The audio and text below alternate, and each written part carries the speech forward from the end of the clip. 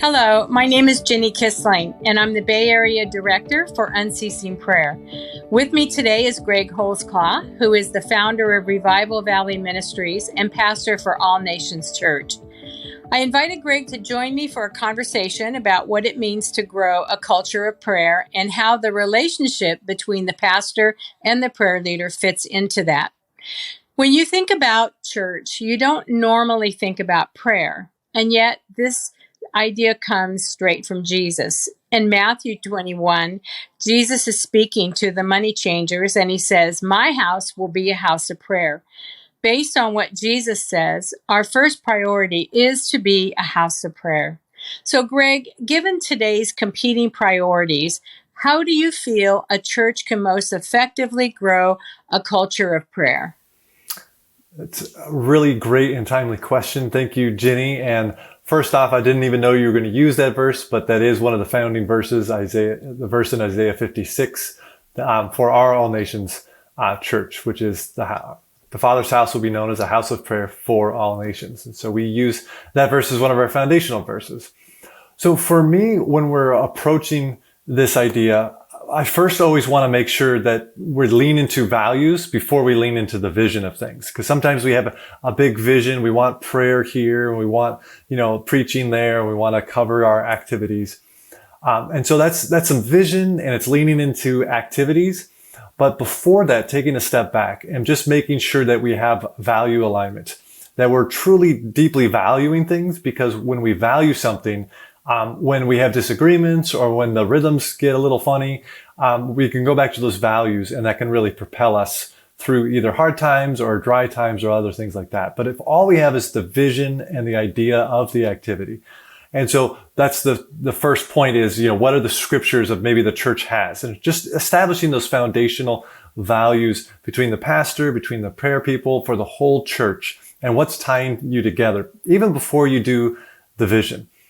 And then I like to just, before moving into those things, is really, does the pastor and the elder, do they cherish the idea that God speaks through other people beyond the elder team or the pastoral team?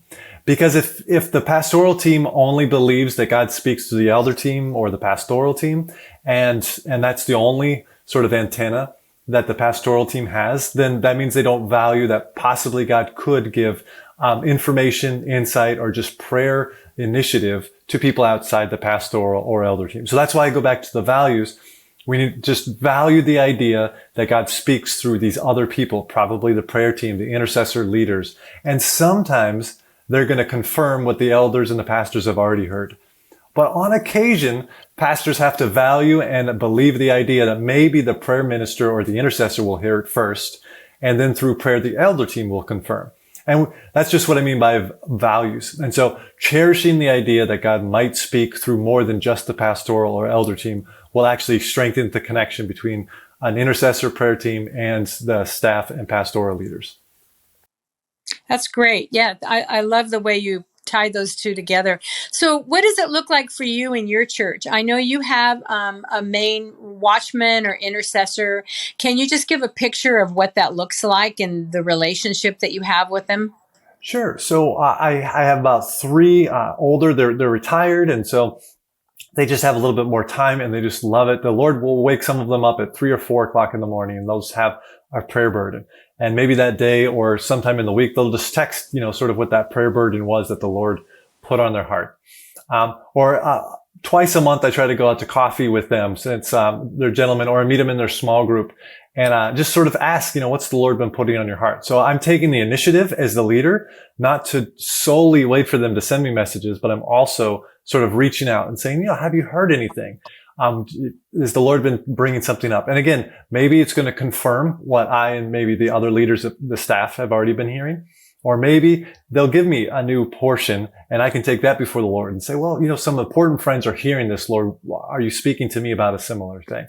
And so I sort of take up those rhythms. So usually there's at least twice monthly that I'll make this very intentional opportunity to reach out to those 2 or 3 people who God has put on their heart to lift up our ministry, lift up our church, and lift me up in particular. And so those are kind of the rhythms, and they very much are a two-way rhythm, because I can offer, hey, I'm going to do this engagement, or there's this opportunity before us. Could you please pray? But then other times they just will have a dream, or they'll just have a prayer burden, and they'll just bring it to me, and then I'll just collect those and take them as conversation starters for my own prayer time. But it comes from my intercessors and from my prayer leads. That's great. Thank you, Greg. I really appreciate that. And I think people listening and watching to this will really appreciate just kind of that picture that you painted with your intercessors in your church. So, I've worked with prayer leaders and pastors for 25 plus years in the prayer ministry.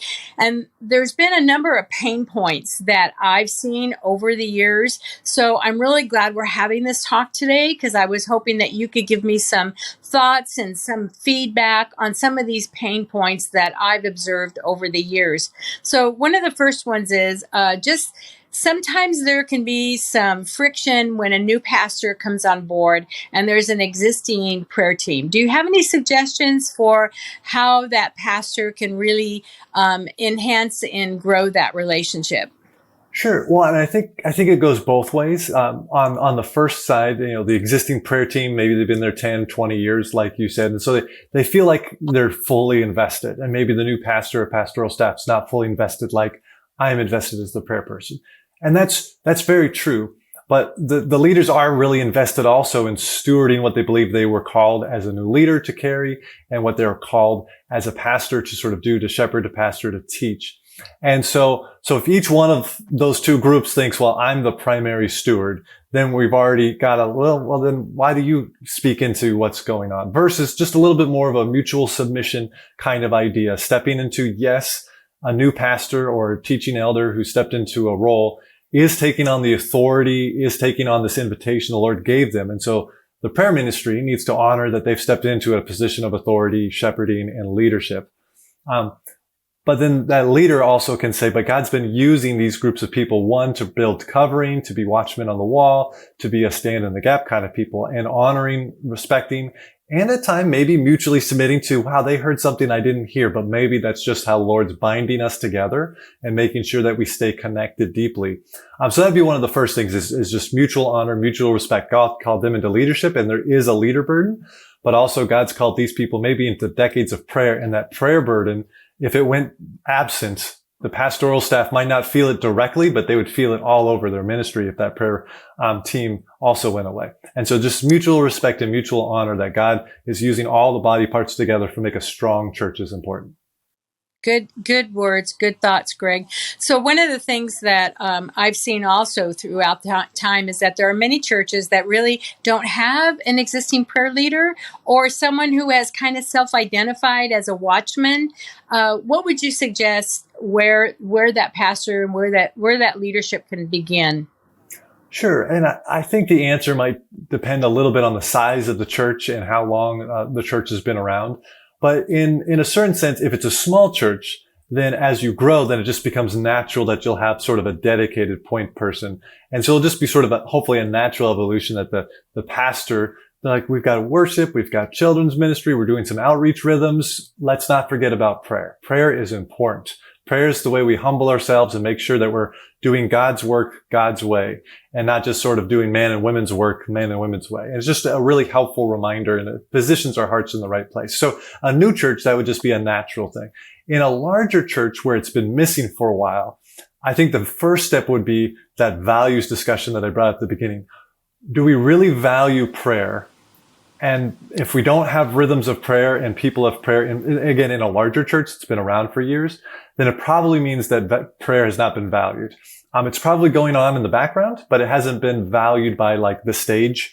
In that sense, the visible leadership hasn't sort of made some intention to value and honor that ministry. So the first one would be in the leadership, just some teaching and training, some reminders of going through scripture to actually just value it as a concept.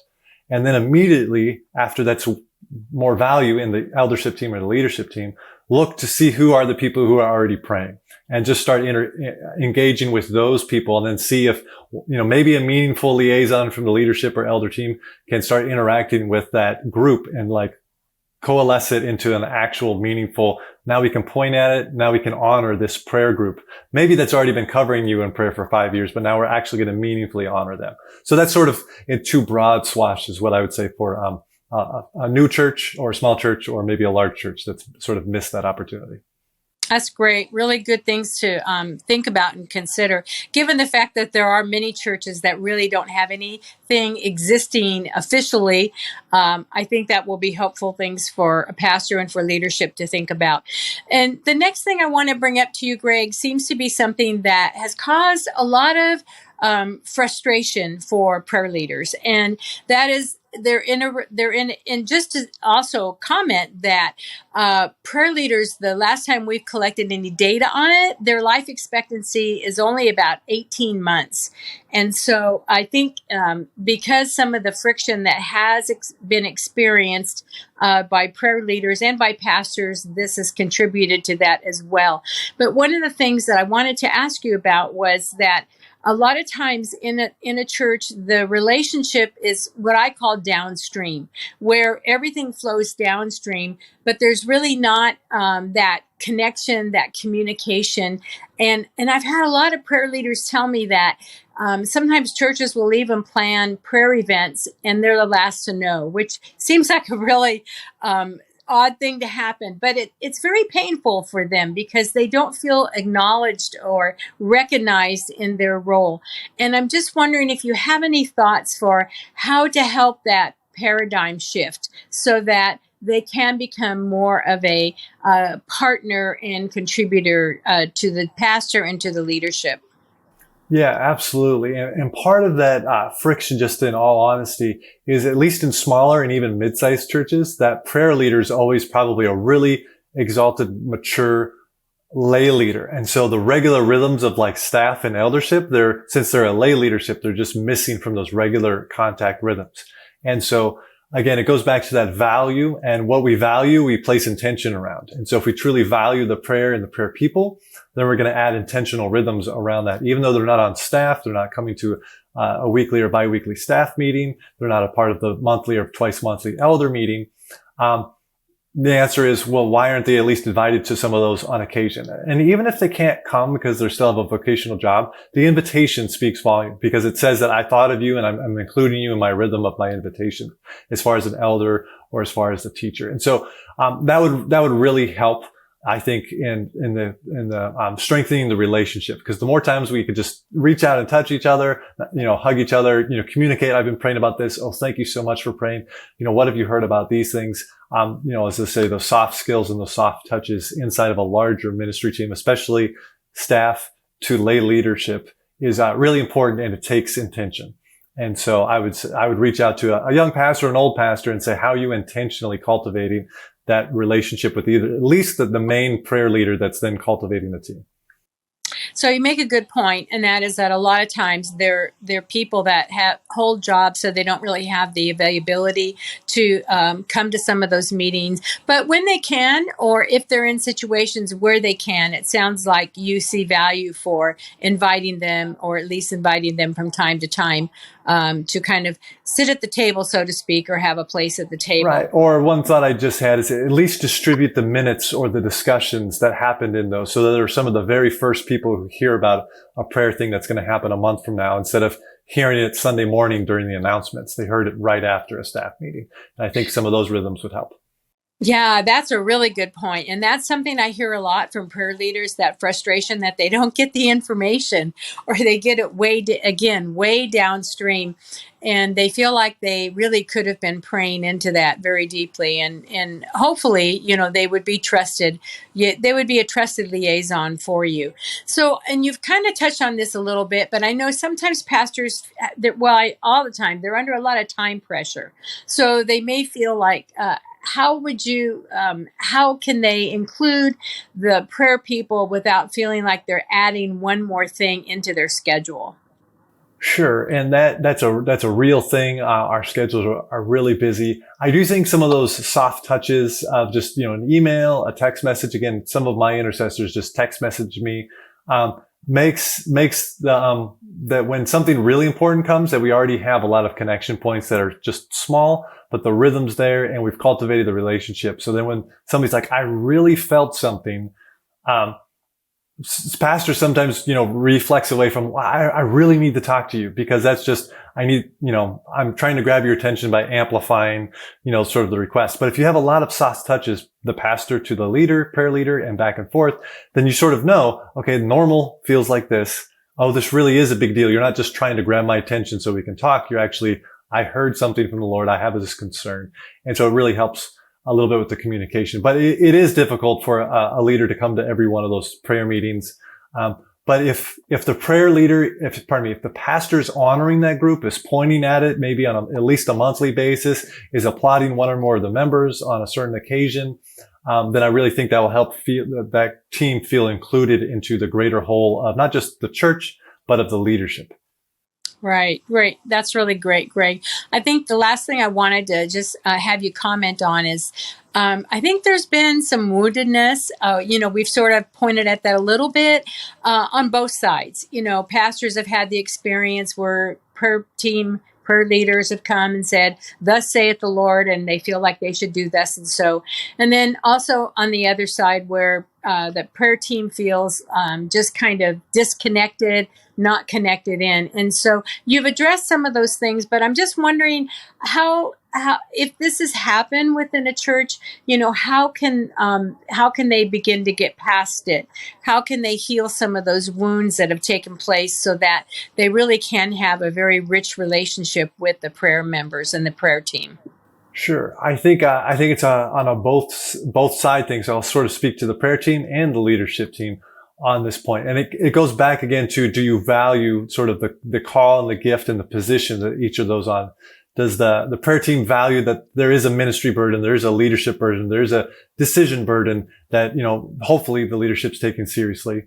But also, does the leadership, the elder, the pastoral staff really value that God is speaking about the situations of the church to more than just that small circle of leadership? And if we truly believe that, then you'll value that input that's coming from the outside in. And so it's sort of, again, it comes back to that. Are we valuing and are we honoring each other? The recommendation, reminder I'd make to the prayer team lead or the champion of intercession is they do have much more of a messenger role than an actual decision-making role. And so just reminding with that humble submission of like, hey, we come with this. We believe we prayed about this for a while, and here's just a message, or here's an item.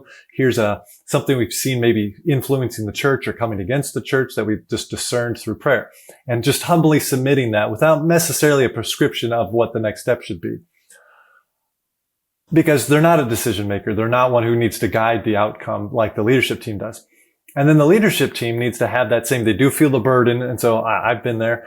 And so you're like, well, I need to hear it, because if I don't hear it, then how can I make a decision based upon that? But having a little bit more humility, a little more mutual submission, and say, I'm going to gain some really great insights from people beyond just this leadership circle. And so I'm proactive enough to collect it and actually consider it as God's voice speaking into the situation. But I don't abdicate my decision making to my prayer team or to, my intercession lead, but I am collecting as much of God's voice, as much as God's wisdom from a trusted team. And so I think speaking to both of those would really actually help cultivate that atmosphere. So if I ever heard an intercessor say, you have to do this, and they prescribe an action, then I'd be like, oh, that's a little much. Versus I saw this and I saw this and I saw this and I prayed about it. And then I'm just sort of presenting that to the pastor to sort of make a decision on. And I think that will actually just sort of those couple steps on both sides will help just really strengthen the communication both ways. That's but great. it really comes, sorry to interrupt on you, but it really comes down to honoring and valuing each other. And especially, again, speaking to the pastoral teams, just honoring and valuing just the time. Thank you, Greg. And I really appreciate everything that you've had energy to say. And I think it'll be I think it'll be very helpful what you've had to say today. Well, thanks for joining us, folks. If you'd like to connect and receive encouragement or ideas about how to advance prayer in your church, you could reach me at jenny@revivalvalley.com. And if you're interested in finding out more about unceasing prayer here in the Bay Area, please visit us at unceasingprayerbayarea.com. God bless. Thank you.